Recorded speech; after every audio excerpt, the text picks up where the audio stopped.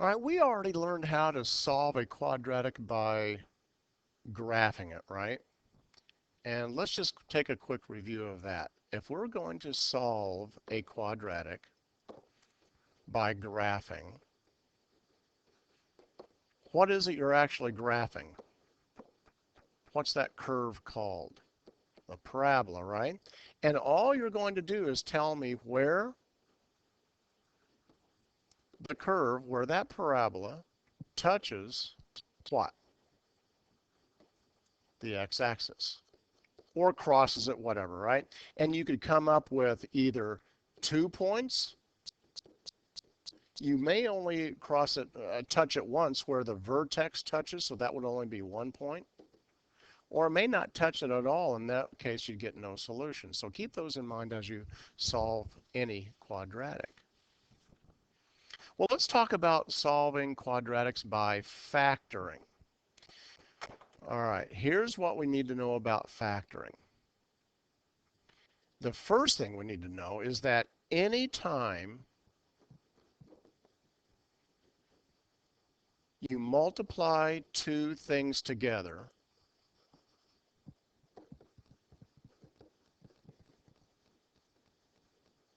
and you get 0. What does that tell you? It tells you that one of those things is equal to 0. Doesn't that make sense? That one of them has to be 0. If you're going to multiply two things to get 0, that means that one of them's got to be 0. So let's do this. Here I'm multiplying this thing times this thing, and I'm getting 0. So let's call this thing 1, and we're going to call this thing 2. Well, if I multiply those two things together and I get 0, that means one of those things is going to be equal to 0. So it means this, that either x plus 3 is going to be equal to 0, or x minus 4 is going to be equal to 0. Oh, okay. Well, in this case, then, all we have to do is subtract 3 from both sides, and I get x is equal to negative 3. And in this one, I'm just going to add 4 to both sides, and I'm going to get x is equal to 4. So this one has two answers, negative 3 and positive 4. And what that means is that there are only two numbers in the entire universe that will make this thing equal to 0, and those two numbers are negative 3 and positive 4. Think about it. If we put negative 3 in for here, I would have negative 3 plus 3 is 0. Negative 3 minus 4 is negative 7. 0 minus, times negative 7 is 0. Checks out, doesn't it? And then if I put 4 in here, 4 plus 3 is 7. 4 minus 4 is 0. 7 times 0 is 0. Again, checks out. Those are the only two numbers on the entire number line that will make this equation equal to 0. So we do that all the time, every single time. If you have two numbers that you're multiplying together, and here's thing 1 and here's thing 2, if you're multiplying those two things and you're getting 0, then either 2x plus 5 is equal to 0, or 3x minus 4 is going to be equal to 0. Well, let's solve each equation. We're going to subtract 5 here and get 2x is equal to negative 5. Divide both. Don't forget to do that. We're not done yet. We need to divide both sides by 2, and x is equal to negative 5 halves. Well, in this one, we're going to add 4 to both sides, get 3x is equal to 4, divide both sides by 3, and we get 4 thirds. So our two numbers here are negative 5 halves and 4 thirds. How'd you like to graph that parabola and come up with those 2 points? I don't think so. Factoring might be easier sometimes, right? Here's thing 1. Here's thing 2. I'm multiplying those two things and I'm getting 0. So take thing 1, x, and set it equal to 0.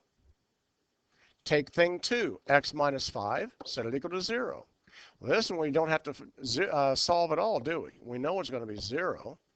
Here we're going to get x is equal to 5, so 0 and 5 are your solutions. Look at number 4. What we're going to need to do is set each factor equal to 0. In number 4, 2 is a factor because it's being multiplied. Do not distribute that. Ask yourself this question. Can 2 ever be equal to 0? No. So we're going to toss it out. Do not distribute the 2. All we're going to do here is take x plus 1, set it equal to 0, and get x is equal to negative 1. We're going to take x plus 6 is equal to 0 and get x is equal to negative 6. So we get negative 1 and negative 6.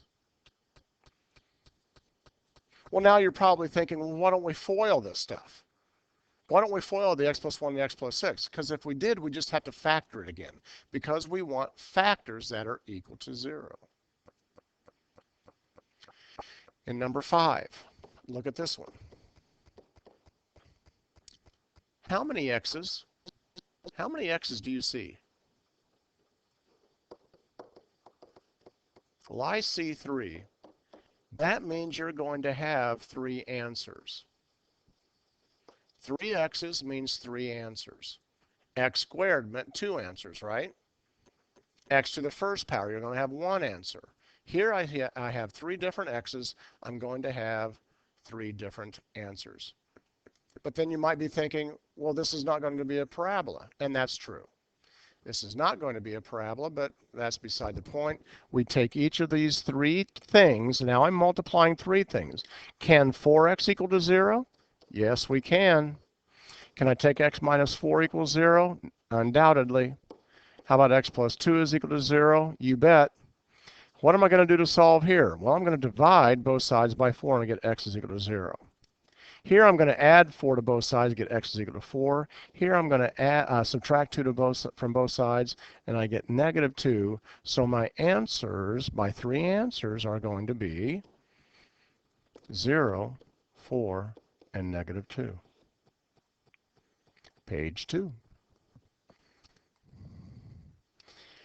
All right, so look at number 6 here. We have x squared plus 6x plus 5 is equal to 0. Wait a minute, this does not look like those problems we had before, does it? Well, that's because we need to do this. Here are your steps. Number 1, make sure you have 0 on the right side. If it's not there, make sure you get it there. In number 6, we already have 0 on the right side. Step number 2. Standard form on the left side, meaning we want ax squared plus bx plus c is equal to 0. So, do we have standard form on the left side? Again, standard form, make sure you have the x squared first, and then the x term, and then the number that's by itself. So we do have that. Step number 3. Step number 3, factors on the left side. All right, so what would we do to get factors on the left? Well, we have to factor this. What would that look like? Well, first thing you always look for is a greatest common factor. There is none in number 6. To factor this, we're going to need 2 sets of parentheses. The only way to get x squared is to take x times x. And then remember that last times last is going to give us this last term, meaning we have to have 2 factors of 5. Well, the only factors of 5 are 1 and 5. But this number times this number has to equal 5.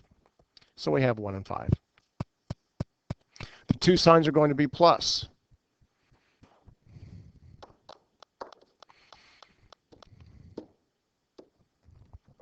Now, what do we do next? Set each factor equal to 0 and solve. So I'm going to have x plus 5 is equal to 0, x equals negative 5. I'm going to have x plus 1 is equal to 0, and x equals negative 1. Go ahead and put your answers in brackets to make sure you're showing us what those answers are, and you get negative 5 and negative 1. In number 7, do we have 0 on the right? Yes, we do. Is this in standard form on the left? Yes, it is. We're starting off with the x squared term, the x term, and then the number that's by itself. So we have that in standard form. Factor it. Is there a greatest common factor? No, there's not. Yeah, I mean, you might be thinking there's a 2, but we have to take it out of the all terms, and we can't do that here. So we do not have a greatest common factor. So I have to break it up into 2 parentheses. The only way to break up the 2x squared is to have 2x times x. Now I need factors of negative 12. Here are your only options, people. You have 1 and negative 12 or negative 1 positive 12. You have 2 and negative 6 or negative 2 positive 6. You have 3 and 4, negative 4, and then negative 3 and positive 4. These are the only combinations that can go here and here. Nothing else fits. And somehow or another, we're going to be able to get negative 5 in the middle. How's that going to happen? Well, even before I start factoring, I know that I cannot put the 12 here. I can't put the 6 here. I can't put the 4 here, and I can't put the 2 here. Why not? Because if I did, I would be creating a GCF in this set of parentheses. Didn't we say that there was no GCF in this original problem? Right. Then there will not be a GCF when I factor it. And if I put any of these numbers in this spot, I would be creating a GCF. So I cannot be putting any of those numbers there. So the only thing I can put there is either the 3 or the 1. What do you want to try? Well, let's try with a 3 here and a 4 here. Now, one of them does need to be negative, but I don't know which one it's going to be yet. But let's look at this. We have 3x here, and I'm going to have 4 times 2x is 8x here. How can I get negative 5 out of that? Well, if the 8 is negative and the 3 is positive, so I'm going to put a plus here and a minus here, and that will give me the factors that I need. So now it's just a matter of setting each one of these equal to 0. 2x plus 3 equals 0. 2x equals negative 3. X equals negative 3 halves. And then x minus 4 is equal to 0. X is equal to 4. So we're going to have negative 3 halves and positive 4. Number 8. What do we need on the right side? Right, we need 0. So I'm going to have to add 4 to both sides. Now, what do I add the 4 to over here? Do I add it to the 5x squared? Do I add it to the 12x? Of course not. None of those, right? Read this problem to me. Once we add 4 to both sides, we get 0 over here. Read this to me right here. Doesn't it say 5x squared plus 12x plus 4? Well, then that's what you're right. 5x squared plus 12x plus 4. Factors on the left side. Well, is there a greatest common factor? No, there's not. So I'm going to have to use 5x times x. And I'm going to be using factors of 4.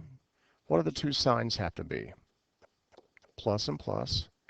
You know, since it's 4, my only combinations are going to be either 4 and 1 or 2 and 2.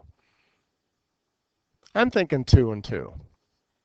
And look, we get 2x plus 10x is 12x in the middle, so we have it. 5x plus 2, x plus 2. And then we do 5x plus 2 is equal to 0. 5x equals negative 2, and x is equal to negative 2/5. That's a 5 there. And then we have x plus 2 is equal to 0, which means x is equal to negative 2. So our two answers here are negative 2/5 and negative 2.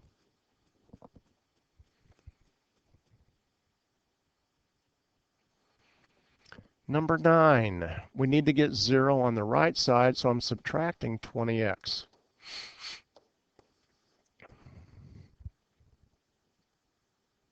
Come on, standard form, what is it? Yeah, 5x squared minus 20x minus 60 is equal to 0. Now, what are you going to do to factor this? Come on, inspect this problem. What's going to happen here? Yeah, we're going to be able to factor out a 5, right? Factoring out a GCF makes things so much easier. Now, what's this going to look like? Am I going to break this up into two parentheses? No. I'm going to have the 5 times the quantity. Now, however many terms there are in the problem, that's how many terms you're going to have in your parentheses. So I'm going to have x squared minus 4x minus 12, and that's going to equal to 0. Now, we learned from the first page that what can we do with this 5? Right, we're going to toss it. X minus 6, x plus 2. Because isn't negative 6 times positive 2 negative 12, and negative 6 plus 2 negative 4, and so on. Yeah, good. So we get x minus 6 is equal to 0, x is equal to 6, x plus 2 is equal to 0, x equals negative 2. So we have 6 and negative 2. Whoa. Now this one's starting to look ugly. We have all kinds of stuff here. Let's see now. Well, we need 0 on the right side. So let's take 2y squared and get it over here. Well, why don't I subtract the 3y squared? We could do that. Don't do this. I just want to show you something here first. Do not subtract the 3y squared from both sides. Here's why. When I subtract 3y squared and 3y squared, let's keep track of the equal sign. Where does it go? Right here, right? Here's your equal sign. Now, take 2y squared and subtract 3y squared. What do you get? Negative 1y squared. You don't want to start off your y squared with a negative coefficient. Don't go there. I'm telling you, you're headed for trouble. So, what do we want to do? We're going to subtract the 2y squared and subtract 2y squared, because that's going to give us positive 1y squared. Now that looks a little bit more attractive. And to continue with getting 0 on the right side, I need to subtract 5y. So we're going to minus the 5y. And that'll give us negative 7y minus 7y, and then minus the 18 is equal to 0. So now we need to factor this. 2 sets of parentheses. There's no GCF. We have to have y, we have to have y, we have a plus and a minus. What do we need more of? We need more negatives, right? So how about plus 2 and minus 9? So y plus 2 is equal to 0, y is equal to negative 2. Y minus 9 is equal to 0, and y is equal to 9. So your two answers, go ahead and throw them in brackets for us so we know what you're claiming as your answer. Your answer would be negative 2 and positive 9. Oh, this is even worse. Let's see now. I've got x plus 1 times x plus 3, and that's all equal to 15. But we need 0 on the right side, right? So do we subtract 15 from both sides here? Well, what would we subtract 15 from? The 1 and the 3? No, we can't do that. All right, here we go. You ready? Write this down. This might come in handy one day. Parentheses are vampires.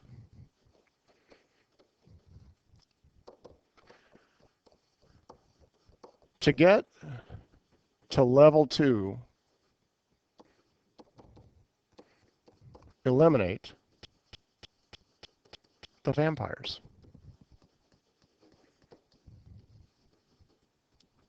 See their fangs? These are fangs, right? Let's call those fangs. We need to eliminate those. So how are we going to do that here? How can we take this x plus 1 and x plus 3 and get rid of the parentheses? Well, how about we FOIL this, right? Some of you are probably already way ahead of me on this one. X times x is x squared. Last times last, 1 times 3 is 3. Here's your equals. Here's your 15. Now the bottom part of FOIL, you get plus 1x plus 3x. And so we get x squared plus 4x plus 3 is equal to 15. Now I can subtract the 15 from both sides because I have something to subtract the 15 from. So I'm going to have x squared plus 4x, 3 minus 15, negative 12, is equal to 0. Factor it. X times x. I need a plus and a minus because I need to end up with negative 12. I need more positives. How about 6 and 2. So x plus 6 equals 0. X minus 2 is equal to 0. Here we get x is equal to negative 6, and we get positive 2. Put your answers in brackets, and we're done with that.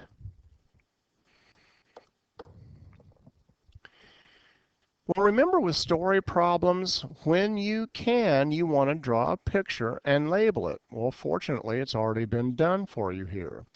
We have a rectangle. We have the area, and when on any test or what, circle keywords and phrases, circle the word area. Why? Because you're going to be using the formula area is equal to length times width. Underline 216 because that's going to be important for you a little bit later on. Box the word length, the width, because that's what it's asking you to find, are the dimensions of the pool. So make sure you come back to that later. Now, if it weren't already labeled for you, since width is mentioned second, label your width x. And then the length is 6 feet longer than that would be x plus 6. So that's how you would label your rectangle. Now it says the area of this rectangle is 216. So I'm going to be taking x times x plus 6 because that's how you find the area of a rectangle, length times width. And I get 216. Well, again, I have vampires here. I've got these, I need to get 0 on the right side, but I got vampires over here. Let's clear the vampires. Let's get rid of those by using the distributive property.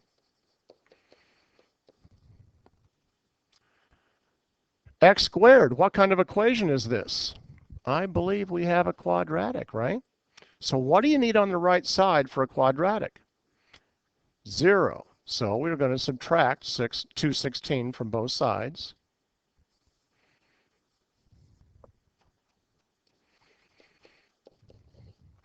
And then we're going to factor it. So let's start out with 2 sets of parentheses.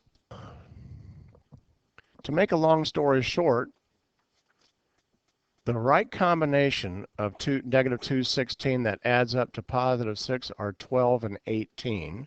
So I would need plus 18 and minus 12 equals 0. That's how this one would be factored. Set each one of these equal to 0. X plus 18 is equal to 0. X minus 12 is equal to 0. Subtracting 18 here, we get x is equal to negative 18. And adding 12 here, we get x is equal to 12. So there must be 2 answers to this. No, not really, not when we're talking about the area of a rectangle. Have you ever seen a rectangle have a width that's negative 18 feet? I don't think so. So what's the width of our rectangle? Well, x, the width, must be 12. And what's the length? The length is 18. And now we've answered this question correctly. Move on.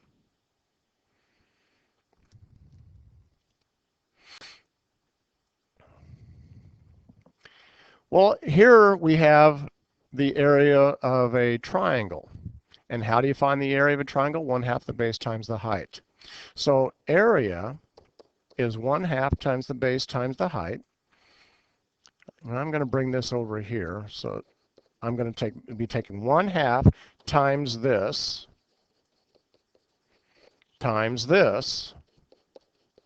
and all of that is going to be equal to what? 110. Now, before we go on here, let me ask you something. If we took, let's leave that for just a second. Let's say we had 1/2 times 10 times 4. What's the answer? I think it's 20, isn't it? Some of you might have gotten 10 if you did this incorrectly. See, here's my point. Do you take 1/2 of 10 and half of 4? Is it 5 times 2? Do we distribute the 1/2 to both of those numbers? No. We're only going to be taking 1/2 times a 10 and get 5. Take the 5 times 4, and that's how we get the 20, right? Well, the same concept is going to hold true for this problem over here. Now, all I'm going to be doing is taking 1/2 times the 2x plus 4, not this one. So 1/2 times 2x is x. 1/2 times 4 is 2 times x plus 3 is equal to 110. And we've seen this somewhere before. I think we saw it on the last page, didn't we? Where we had to eliminate the parentheses on the left side. We have to FOIL this. Long story short, x squared plus 5x plus 6 is equal to 110. Subtracting the 110 from both sides, we get x squared plus 5x minus 104 is equal to 0. To factor this, you're going to have x plus 8. Sorry. Try that again. X plus 13, x minus 8 is equal to 0 because negative 8 times 13 is negative 104, and 13 minus 8 is equal to 5. So we're going to have x is equal to negative 13, x is equal to positive 8. This one does not hold any water because have you ever seen the base of a triangle being negative 10 units long? I don't think so. So we're going to have 8 for x. So this one would be 11. And well, let's back up. It only says to find the value of x. X would be equal to 8. And if that were the case, then the base would be 11 and the height would be 20. So there you have it on how to solve story problems using factoring. Good luck on your assignment, and I'll see you in class next time.